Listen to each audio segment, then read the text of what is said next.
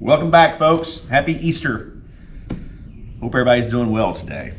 So today, we're gonna go ahead and put our new windshield wiper motor on our 68 Barracuda.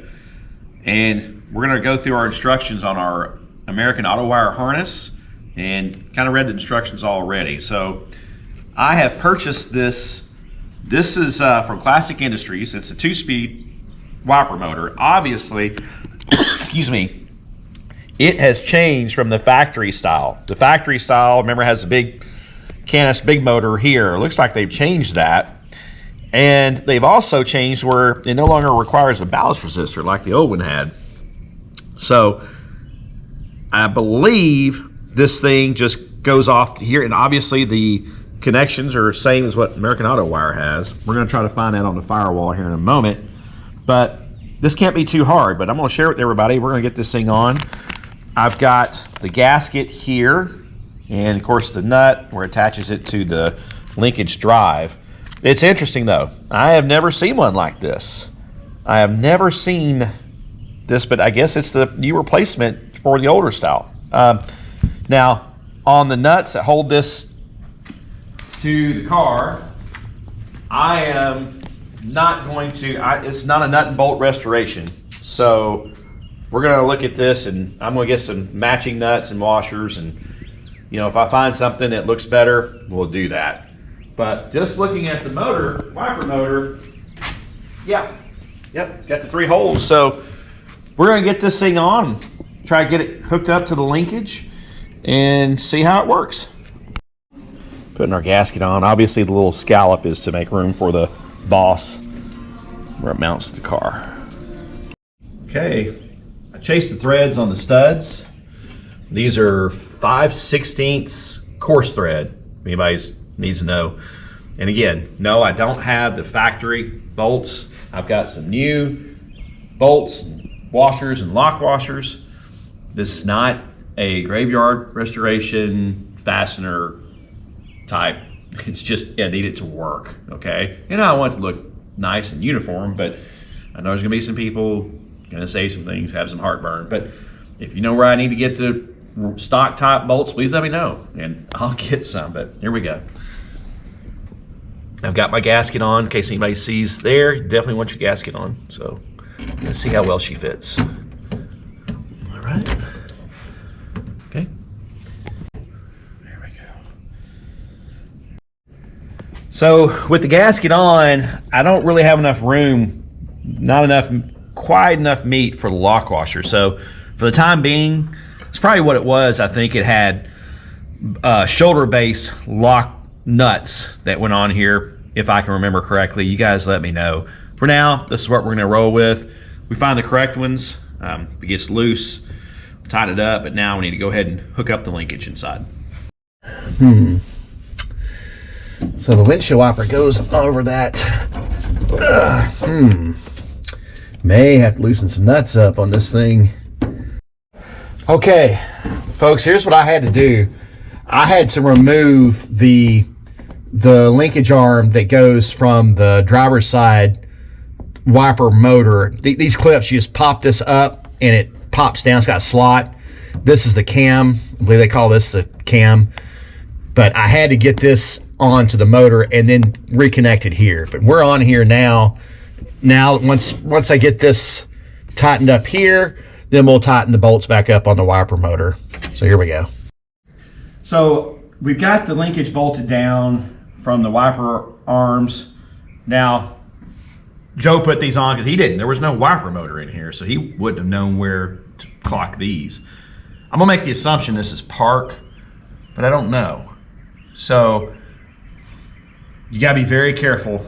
Joe just painted this car, and we don't want to mess anything up. So if I have to retime these, I'm going to have to put some rags or something in here. And I believe there's a tool, but I know there's a little thing you got to press up on and it comes off. We may try that, but right now we're going to go back to the wiring on our new Cardone wiper motor with our American Autowire harness. Okay, so on the American Autowire harness, they're thinking you're going to use your factory harness from your original windshield wiper motor. I don't have mine anymore. And it probably needed a new one anyway. So I had to make my own harness, but they had the plugs. So they had the plugs from where it's coming from the main harness. I just used my own gauge wire, the same gauge wire as what's in the harness, and use their directions here with their plugs. Now, here's the thing. I think because of this Cardone, it's more of a modernized improvement on the old system. I don't have a ballast resistor. I'm not gonna, if I need to, I'll plug something. I have no ballast resistor at all, so I don't think this uses it. I'll do my research on this, but right now all we had is you got red, blue, and green, and basically red's probably what powers it, and blue and green's probably high and low. So Trish did a great job of making our conduit, and we're gonna plug it in.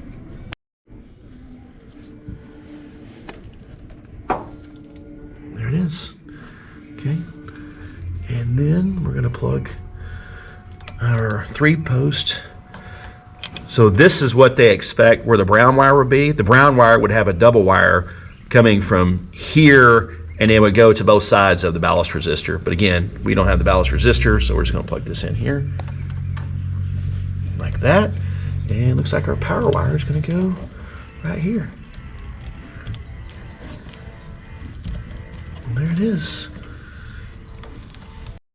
Okay, now I'm about to crimp one of the main power wire coming from the fuse box out to the car. It's going to go to the fuses that American Autowire supplies. I think it's like a kind of what size that the amps are on this thing, but this is the fuse box that we've got going to. You look, Trish and I just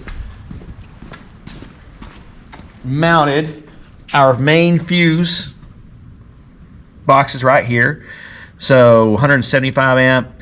We're not going to have a battery here. The battery is going to be in the trunk. Another good thing is on the Gen 3 Hemi with the Holley mid-mount accessory kit, the alternator is on this side. So starter relay is here, the alternator is here.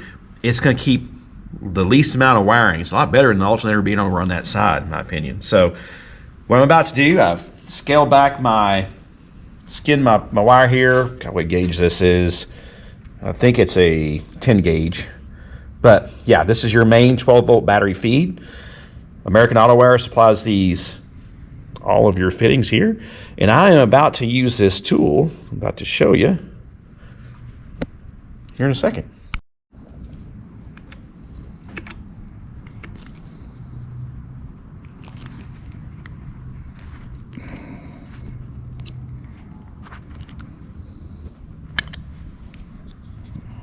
There, I'd say we have a pretty nice tight crimp. Yeah.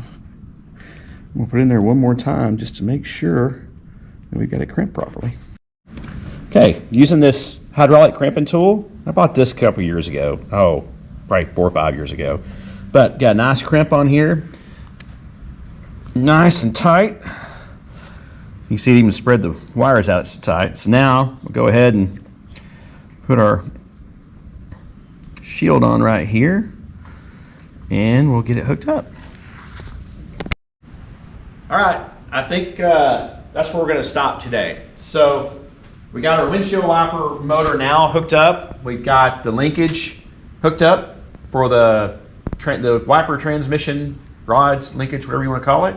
We've got our Cardone from Classic Industries wiper motor wired in per the instructions from American Autowire. Again, recap, don't think we use a ballast resistor on this newer style wiper motor. Also, we went ahead and started running our power wire. We've got our main fuse hooked up over here. This is our main fuse for the system. There's not going to be a battery here, so it's buying us some real estate. Don't have the caps on it yet, but I do have it wired into the main harness. So once it powers up, that'll power up the main harness. So the thing about this wiring is you got to take your time, just a little bit at a time, crimping everything, getting the plugs and reading everything as thoroughly as possible. One of the tools I want to share with everybody when you're crimping these big terminals like so, it's best, you're probably going to need, you know, like these and these right here for your 10 gauge and your 6 gauge wires, is you need a crimper. I bought this crimper, like I said, probably 5 years ago. It's made in China, I imagine, most likely. I think it says it's made in China. Yeah, made in China.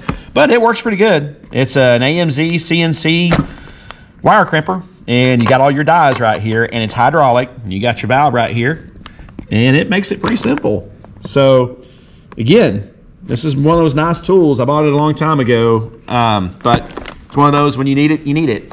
And so, also, we've got our instrument cluster boxed up, ready to go to Dakota Digital to get modified and converted for the new system. So we're going to order the little things like the wire straps, the looms, to start putting the looms up for the headlight harness, figure out what we need on the engine harness, what circuits we need on that. You saw what we did with the Hemi yesterday. So the CUDA is making great progress. It's just, you have to take your time, especially on the wiring harness. Yeah, remember, we're also going to be running Holley fuel system, Holley fuel tank with the internal pump to feed the Hemi.